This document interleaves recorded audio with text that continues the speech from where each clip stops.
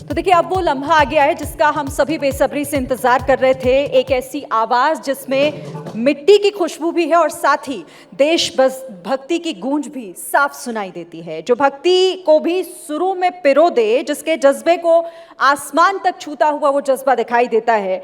जिन्होंने तेरी दीवानी से मोहब्बत का रंग भर दिया, तो अल्लाह के बंदे से हमें हौसलों का सबक भी दिया और अनगिनत गीतों से भारत के हर दिल में अपनी जगह बनाने का काम किया है। देश विदेश में भारत की आत्मा को वो सुरों में सजाने का काम करते रहे हैं। हमारे बीच बेहद खास मेहमान आ चुके हैं, पद्मश्री से सम्मानित, हमारी शान, हमारी पहचान। जोरदार तालियों के साथ स्वागत कीजिए कैलाश खेर जी का।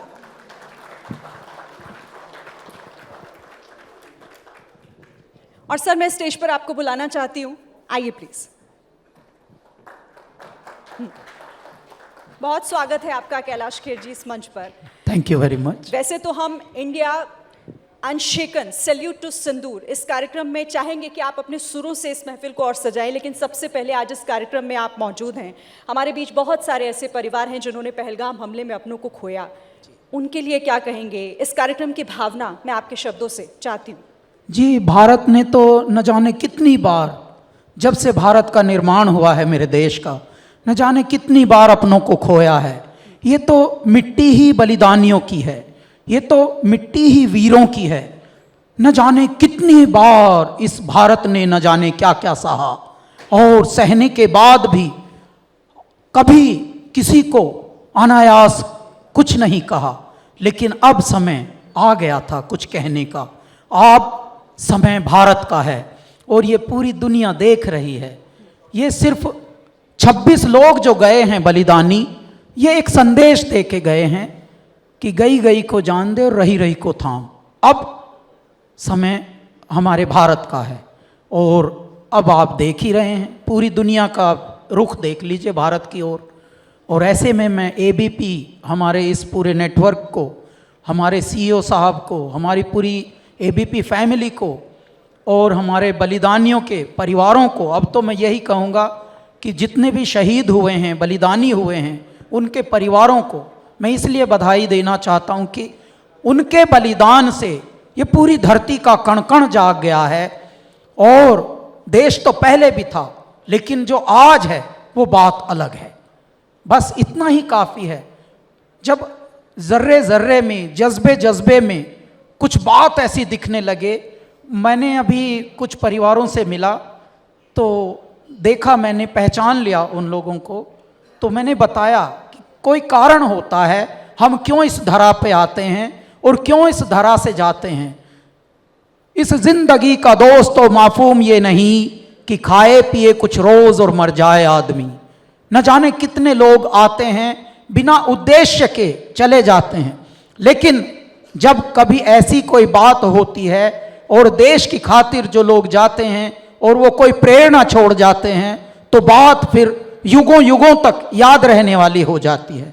मैं आप सबको, यहाँ उपस्थित सभी मान्यवर सज्जनों को, भाइयों को, बहनों को प्रणाम करता हूँ, अभिनंदन करता हूँ। और इस देश को, इस माटी को, इस देश के सैनिकों को, इस देश के जितने भी सच्चे देशभक्त हैं इस पृथ्वी पर, देखिए गद्दार तो युगों युगों से हुए हैं, जिसकी वजह से मेरा भारत, मेरे भारत, स्पिरिचुअल भारत, मेरा आध्यात्मिक भारत, मेरा the land of love, the land of spirituality, न जाने हजारों वर्ष तक किसी पर आक्रमण कभी किया नहीं, लेकिन गद्दारों की वजह से कितनी बार हमारा ही भारत गुलाम हुआ।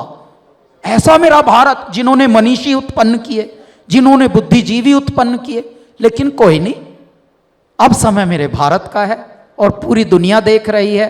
अब ये मीडिया नेटवर्क्स को भी, एबीपी नेटवर्क्स को भी हम ज़रा बधाई देते हैं कि इस तरह के करेजियस शो आप लेकर आ रहे हैं, जिससे हमारे ऐसे परिवारों का मनोबल बढ़ रहा है और आप उनको उदास नहीं, अब हंसा रहे हैं, क्योंकि हमारे इतने सारे सैनिक, हमारे बड़े लोग यहाँ बैठकर जब इतने उत्साह की, इतने उमंगों की और इतनी शक्ति की, इतनी निर्भीकता की, एक देश की अखंडता और एकता की बात जब करके दिखा रहे हैं और ऑपरेशन सिंदूर का प्रभाव पूरी विश्व पर दिख रहा है, तो इनके हृदयों से भी बहुत आज दुआएं निकल रही हैं, आशीर्वाद निकल रहा है। तो मैं थोड़ा सा भी अब गाऊंगा भी आप लोगों के लिए, इसीलिए आया हूं। हम चाहेंगे कि आप अपनी इस भावना को अपने सुरों में पिरोकर हमारे दर्शकों के सामने रखें, लेकिन उससे पहले मैं एक और सवाल आपसे करना चाहती हूँ। जब उन तस्वीरों को जब हम सबने देखा था, आपने भी टेलीविजन के माध्यम से, सोशल मीडिया के माध्यम से उन तस्वीरों को देखा होगा, क्या भावना उस वक्त आपके मन में एक देशवासी के तौर पर, और आज जो ये परिवार हमारे बीच मौजूद हैं? जी, मैं आपको बताता हूँ, एक पिक्चर ऐसी थी इन्हीं में से, आप लोगों में से जी, एक तस्वीर ऐसी थी, वो हिमांशी की थी शायद। उस एक अकेली तस्वीर ने निशब्द कर दिया था, निशब्द मतलब स्पीचलेस जिसे कहते हैं। और तब लगा था कि ये कौन है इस पृथ्वी पर जो मानवता के शत्रु हैं। युगों युगों से हमारे देश में, हमारी कहानियों में, हमारे आध्यात्म में हम सुनते आए हैं, पढ़ते आए हैं, समझते आए हैं। ये आ रहा जा रहा है हमारा इन ईयर में, थोड़ा संभालना आज भी। तो युगों युगों से हम सुनते आए हैं कि देवताओं का और दैत्यों का युद्ध हुआ, लेकिन विध्वंस किनका हुआ? दैत्यों का। कभी देवताओं का विध्वंस हुआ है? ये देवताओं की धरती है।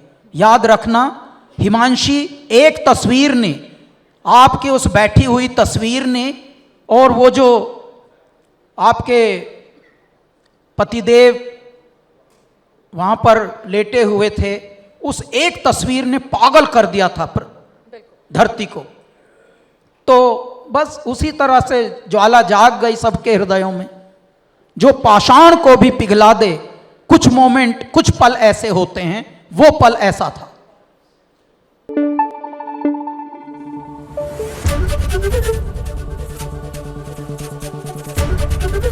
एबीपी न्यूज आपको रखे आगे।